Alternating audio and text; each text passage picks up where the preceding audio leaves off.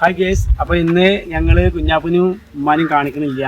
ഞങ്ങളിവിടെ ഒരു ആലൂർ എന്ന സ്ഥലത്ത് വന്നിട്ടാണ്. എൻ്റെ ഞങ്ങളെ പെങ്ങളെ മോൻ്റെ വിരുന്നാണ്. അപ്പോൾ ഇന്ന് ഞങ്ങൾ കാണിക്കുന്നില്ല. ഇവിടെ അധികം ഭയങ്കര വെയിലാണ്. പാലക്കാട് ജില്ലയിലെ നല്ല രസമുള്ള സ്ഥലങ്ങളാണ് ഇവിടെയൊക്കെ. അപ്പോൾ നമ്മൾ പറഞ്ഞു തരുന്നത് വെച്ചാൽ ഒരു സസ്പെൻസ് ഒക്കെ കാണിച്ചു തരാം. ഞാൻ പറയുന്നില്ല, സസ്പെൻസ് പറയാൻ പാടില്ലല്ലോ. അപ്പം നമ്മൾ അങ്ങോട്ട് പോവാം അല്ലേ?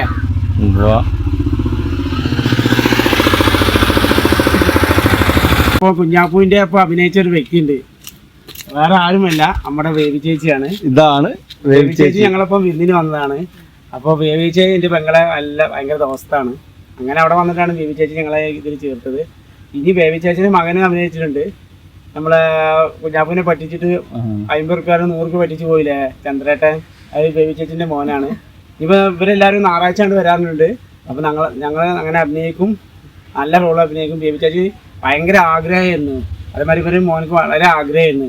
ഞങ്ങളെപ്പോഴും പറയും ഞാനൊന്ന് അഭിനയിക്കട്ടെ, എൻ്റെ പേര് അനീഫാന്നല്ല അറിയാം, കുഞ്ഞാപ്പൂ തന്നെ അറിയാം. അപ്പോൾ കുഞ്ഞാപ്പൂ ഞാനും ഇട്ടാ അങ്ങനെ മകനും വന്ന് ഞങ്ങൾ തമാശയെന്ന് വിചാരിച്ചു. പക്ഷേ ഇവർക്ക് ഈ പ്രായത്തിൽ അഭിനയിക്കാൻ ഭയങ്കര ആഗ്രഹമാണ്.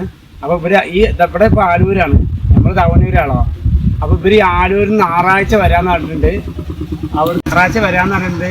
അത് ഇവർ അത്യാവശ്യം അത്രയും പാവപ്പെട്ട ടീമുകളാണ്. പക്ഷേ ഇവർക്ക് അഭിനയിക്കണം എന്നുള്ളൊരു മോഹം കൊണ്ടാണ് അവർ വരുന്നത്. ബേബി ചേച്ചി ശ്രദ്ധിക്കുക, ഈ വീഡിയോ ആരും കാണുകയാണെങ്കിൽ വല്ല കലാകാരന്മാർ ആരും ഉണ്ടെങ്കിൽ ചേച്ചിക്ക് ഒരു അവസരം കൊടുക്കണം.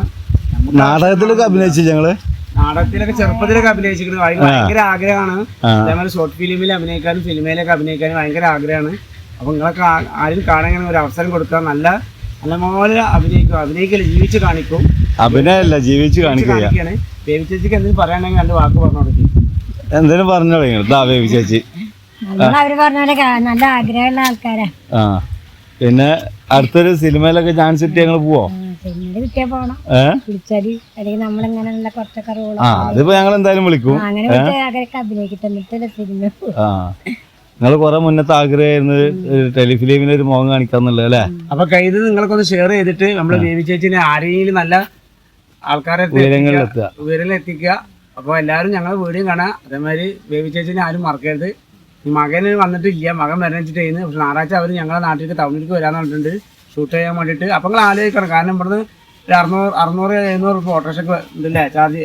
അതിന് മേലുണ്ട്, ആടിൻ്റെ അടുത്ത് എത്തും. പക്ഷെ അത് ആലൂരിൽ, ഇത് വേറെ സ്ഥലമല്ലേ. അപ്പോൾ അവര് എന്താ വെച്ചാൽ അത്രയും ആഗ്രഹം കൊണ്ടാണ്. അപ്പോൾ നിങ്ങൾ എല്ലാവരും വീഡിയോ കാണാൻ സപ്പോർട്ട് ചെയ്യാം. ഓക്കെ.